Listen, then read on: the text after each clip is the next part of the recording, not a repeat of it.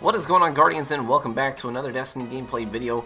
Hey, in this video I'm going to be showing you guys my competitive Stormcaller loadout. This is the loadout that I'm using for sweats and scrimmages and future tournaments. So now I'll get to everything in due time, but here it is. This is a 4-3-4 spread, intellect, discipline, strength. So I'm prioritizing my super energy and my melee energy. Now for my special weapon, I am a shotgunner on my team, so I have this Year 1 Party Crasher with the rangefinder, aggressive ballistics, reinforced barrel, and battle runner. And then here I will show you my whole skill tree setup in the upper right hand corner here. I'm using the Storm Grenade. I switch back and forth sometimes between Arc Bolt and Storm, but I generally go Storm. We'll talk about that in a bit. So here's everything I'm using. Obviously Amplitude, I need that increased melee range. And I'm also going with max possible recovery. So that they've talked about how that could potentially be banned in the future, but as of now, it is not. So in the final tree, I go with Perpetual Charge just because it has saved my life a couple of times, giving me instant cooldown on things that I needed, and that's really important.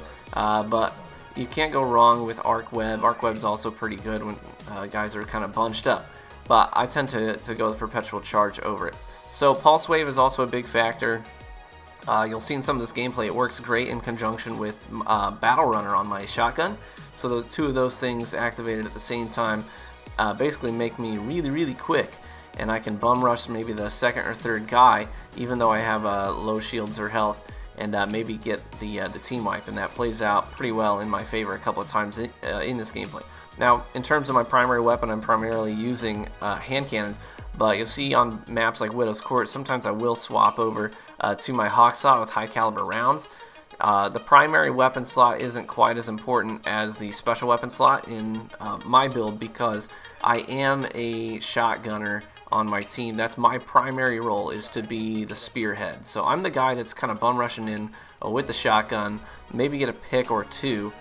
Basically just applying pressure, taking aggro. So a lot of times I end up with either second or first in kills, but my KD is a little bit more even across the boards. Sometimes I do have pretty massive games. I'll show you one in this gameplay here as a sweat that I ended up with over a 3.0 KD using this build. But let's talk about the super for a second. The super, you see here, it is people hard scoping it. It is actually pretty easy to shut down a Stormcaller. Okay, you are pretty squishy, all things considered. So a guy could just bait you in with a shotgun and a melee and do you in. And people will do that. The guys that I play against are smart in the way that they bait Stormcallers. So sometimes you have to be tricky about the way that you make your approaches. Definitely using Ionic Blink to close gaps and blink around doors and cover. They will crouch in a corner. A lot of times what they'll do is they'll crouch in a corner on the other side of a doorway, and then when you come through, they will either shotgun melee you, or they will just run into the room that you just came from. So as you come through the doorway, they will pass you and go the opposite direction, try and juke you out. It's a really great strategy when you're going against Stormcallers. So guys will do that. So what you see here, what I'm doing with this super is I'll try to close the gap, but then I'll also try and blink backwards or just kind of backpedal a little bit as I'm holding the trigger to keep them at arm's length. I want to keep them at arm's length. I don't want to get close enough that I can die from a shotgun melee, just, you know, bam. So I'll close the gap, kind of make them think I'm coming in close, and then I'll backpedal a little bit and hold the trigger and try and whittle them down with the Storm Trance from a little bit of a distance. Try and stay at the edge of the effective range of Storm Trance. So that's how I use it. I had to learn the hard way how not to use it. I got shut down a number of times when I first started using this build in sweats. I got shut down out of my super quite a bit, and sometimes I still do. I mean, I'm playing top tier opponents, and these guys know how to handle it. So the super isn't necessarily the strongest point in threes. I know that in sixes people tend to think that Stormcaller plus Transcendence is pretty OP, but that's not what I use. I don't use Transcendence, obviously. That doesn't just, it's not your best call for threes. You want to survive. You want to prioritize survivability. And maybe getting 1 or 2 picks is enough, and then not really trying to push your luck with a third. So that's how I use it, at least. It's playing out decently well. You do have to keep an eye on the strongest subclasses in sweats are the ones that can shut you down. Nova Bombs, Striker Titans, and Night Stalkers all can shut you down out of your supers. So that means that as a person with a roaming super, I really got to be careful, because most of the teams I'm going against in competitive environments have at least 2 supers that are they're primarily used for shutting you down. So they're anti-super supers.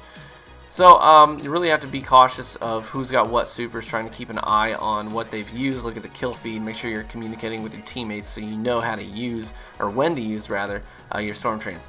And you'll see I've gotten pretty good, relatively speaking, at kind of baiting these supers. See here, he was using Quiver, so I knew he had it. I didn't know he had Quiver though, so I managed to dodge the first tether using Ionic Blink and staying high. And those are the 2 things you want to do. You want to couple Ionic Blink with being high in terms of your altitude. Makes it tougher for you to be taken out. Now, Pulse Wave in conjunction with Max Recovery right now does help increase my survivability in these tough instances where I'm getting pushed. So they're going to get me absolute, they're going to call it out, they're going to try and pinch on me, but suddenly I'm going to be back at full health pretty quickly, and I'm going to be able to get away and to cover a little bit more quickly with Pulse Wave, so that helps me out. Now primary, I'm sticking mostly with Thorn, and there's a good reason for that. My Thorn shot's better than my Last Word shot. Now I'm not running around in pubs using Thorn. I know that people have strong distaste for it, and it's not my favorite gun in the game, not by a long shot.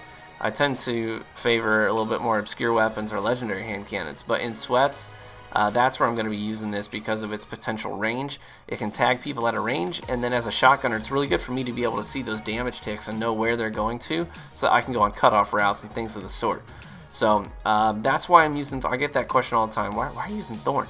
So that's one of the reasons. Another reason is that I don't have a God rolled AS Luna that I can use in sweats. I've got a good one, but it's got Luck in the Chamber, and that's banned in sweats, so I can't use that. So sticking with Thorn for the time being, and here blinking past these guys and then pulling a 180. See, I actually managed with a 3.25 KD using this build on Shores of Time in that particular match. Sometimes I will actually get a little bit cheeky and pull out my no land. So I don't know. Maybe I'm kind of thinking, how fun would it be to be the first person to ever use a no land in a tournament? You know what I'm saying? Like, man, I would just love that. And I've had some really good games where my opponents are doing a really good job at keeping me at arm's length on certain maps, and Timekeeper's one of them. On certain maps, my no land is just a better choice for my primary weapon slot. So in these close quarters, I can use my shotgun and my Thunderstrike, and that's good and all. But then in these little head glitches and stuff, I can whip this thing out and get some picks, get some body shots, and let my teammates use their primaries to clean these guys up. And I feel a little bit cheeky doing it. I love the No Land Beyond, I really do. And to be quite honest, sometimes there are just moments, certain games, where my primary shot is bad, and I'll actually switch to a no land in a sweat and actually manage to bring it back and go positive again. And yeah, it's just interesting to be able to whip this thing out. And so sometimes I do. Now, I hope this has been helpful. Know that this is not my favorite. This is not my favorite build. I really, honestly, I enjoy the competitive atmosphere when I'm using this build, but the subclass itself is not my favorite. I like the Stormcaller, but I'm really a guy who enjoys equipment, and your grenade game is so weak. I use storm grenades because they're really good at controlling your enemy's movement, and not necessarily, they have a high damage potential, but what I use them for is really mainly controlling where the enemy goes. I'll throw it behind them to make them push forward, so that I can use my shotgun and Thunderstrike on them, or I'll throw them in doorways to keep guys from approaching when I've maybe got Pulse Wave active and I'm trying to get away and I need to cover my escape. So I mainly use it to control enemy movement. So hopefully this video has been helpful. I know I've got a lot of people who have asked me about my build, and this is it. This is how it works. Hopefully you enjoyed the gameplay, guys. Maybe you can try this out in your own personal sweat. So thanks for watching the video, guys, and I'll catch you in the Crucible.